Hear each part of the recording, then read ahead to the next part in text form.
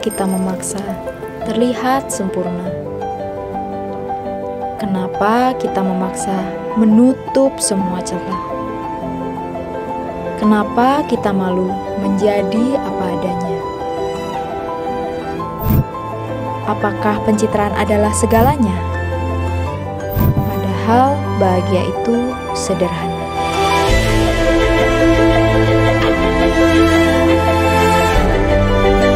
Ya, di video ini ringan aja. Aku pengen nge-share kenapa aku pakai kamera ini, Lumix GH5. Jadi kamera pertamaku yang benar-benar aku beli itu Lumix G7. Kemudian ngumpulin budget naik ke Lumix GH5. I just fall in love with this camera. Kamera ini bisa kupastikan bukan kamera terbaik di harganya dan juga bukan kamera terbaik mungkin di range-nya atau sekelasnya. Jadi kita untuk masuk bicara kamera 50 juta ke atas ya, kita bicara kamera 25-30 juta ke bawah, dan ini hanya di angka let's say berapa sekarang? 18 GH5 dan sekarang udah GH6. Jadi bukan kamera terbaik, tapi kamera paling tepat. Pertama, aku adalah solo video shooter. Sesekali hire videographer lain jika sangat dibutuhkan, tapi seringnya aku solo single fighter dalam run and gun shooter. Jadi artinya bawa kamera, dikit-dikit pindah, shoot, pindah, running, cepat. Artinya aku butuh kamera yang selalu gampang dipegang. Aku tidak berpikir tentang gimbal. Kenapa nggak pakai gimbal? Tapi mau cepat.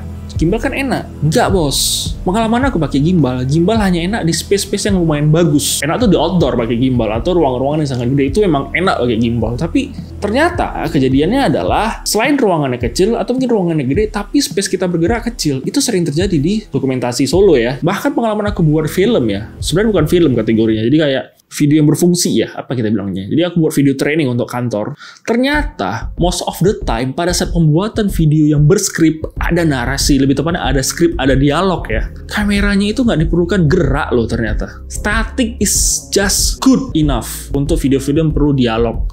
Apalagi perlu presentasi sesuatu gitu. Static itu udah cukup. Jadi gimbal itu ada tapi nyaris nggak kepake. Nah, artinya karena cenderung tidak pakai gimbal, entah handheld atau monopod atau tripod, artinya aku butuh kamera yang stabilnya bagus nih. Internal stabilisasinya bagus. Kalau di Lumix namanya IBIS.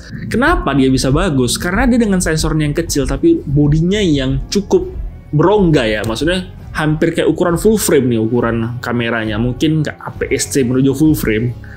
Tapi sensornya cuma micro four third kecil. Jadi ruangan bergerak sensornya itu 5 axis. Sensornya itu banyak. Jadi bisa membuat gambar lebih stabil walaupun kita jalan kaki biasa. Kedua, flip screen. Simple tapi itu sangat dibutuhkan flip screen bagi kebutuhanku. Karena aku tinggal gampang menaikkan kamera, menurunkan kamera, kiri, kanan. Aku tetap bisa lihat layar secara utuh.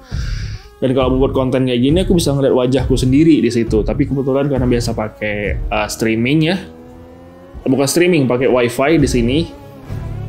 Nah, aku pas lagi ngonten biasanya pakai ini supaya bisa memastikan fokusnya dari sini. Aku kalau misalnya miss fokus, aku tinggal ulang lagi dari sini fokusnya seperti itu. Kemudian 4K, 4K-nya ini gila sih. 4K 10-bit 422 bisa dimaksimalkan seperti itu dengan fitur flat color-nya di V-Log L. Oke, jadi kalian udah pengen cita-cita buat film, walaupun aku akhirnya nggak pernah buat film, tapi fitur ini cukup bisa bereksperimen lah ketika kita mau buat film. Bisa mau meng-color grading dengan 10-bit, kemudian kita bisa belajar mau color grading dengan kamera ini karena kita punya source gambar yang sangat bagus. Berkali-kali kita bisa tes. Wah, ini gila sih, harga segini doang udah dapat fitur seperti itu. Kalau warna, aku berani adu, ini lawan Fuji, lawan Sony, aku berani adu. Kemudian harga gila.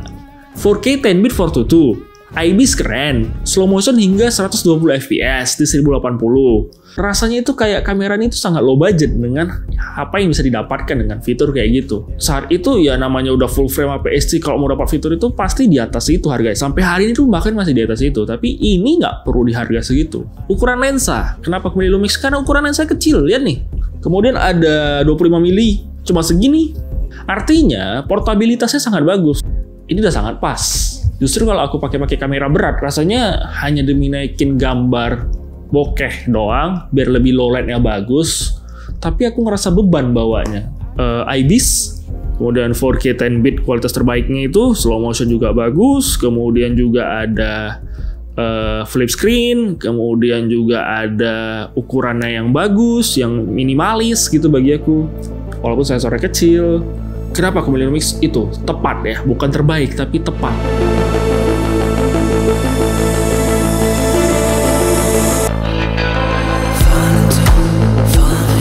Autofocus hancur, jelek dibandingkan Sony. Jangan usah Sony nih.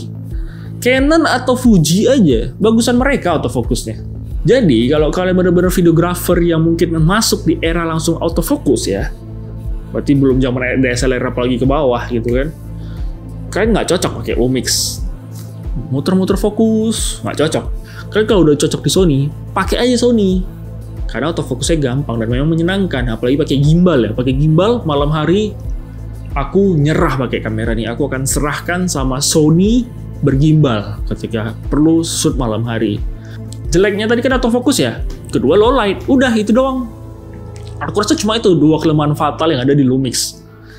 Micro Four Third-nya ya, kalau yang full frame-nya mungkin lebih bagus, tapi kalau di Micro Four Third-nya udahlah, autofocus sama low light-nya jelek.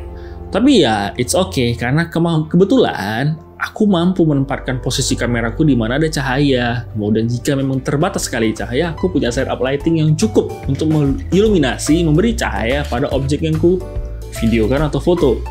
Dengan adanya lighting ini, Godox SL60W, RGB tube kecil, itu dari Wilight K21, ya reviewnya di sini. Itu udah cukup mengilluminasi, memberi objek yang kubutuhkan.